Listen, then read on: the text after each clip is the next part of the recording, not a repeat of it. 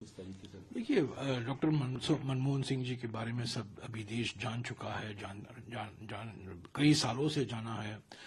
पर उनकी आलोचना बीजेपी वाले करते थे। आज भी वो कह रहे हैं कि वित्त मंत्री, जब उनका वित्त मंत्री का काल था 5 साल के लिए, अभूतपूर्व योगदान था उनका। आज जो भारत की स्थिति है, मजबूत स्थिति है विश्व स्तर पर, वो डॉक्टर मनमोहन सिंह जी की वजह से है। जब वो प्रधानमंत्री बने, 10 साल तक प्रधानमंत्री रहे, उस कार्यकाल में उनका योगदान अद्वितीय था। जो ऐतिहासिक अधिनियम लाए गए, राइट टू इंफॉर्मेशन लाया गया, रोजगार गारंटी कानून लाया गया, वन अधिकार कानून लाया गया, राष्ट्रीय खाद्य सुरक्षा कानून बनाया गया, भूमि अधिग्रहण के लिए एक नया कानून बनाया गया किसानों के पक्ष में जो था, कई ऐसे अधिनियम थे।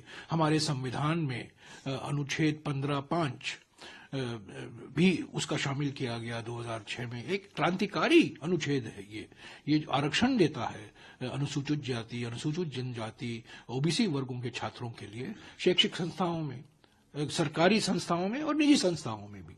हालांकि इसका कोई 10 साल तक ये लंबित था सुप्रीम कोर्ट में, अलग अलग न्यायालयों में, और जनवरी 2014 को सुप्रीम कोर्ट ने कहा कि ठीक है, अनुच्छेद 15(5) कॉन्स्टिट्यूशनली वैलिड है, संविधान के खिलाफ नहीं है, संवैधानिक सिद्धांतों के पर ही आधार है। पर 10 साल के से इस सरकार ने उस पर कुछ किया नहीं है। तो ऐसे कई योगदान हैं डॉक्टर मनमोहन सिंह जी का। किताबों का लिखना बहुत जरूरी है, किताब लिखा जाएगा।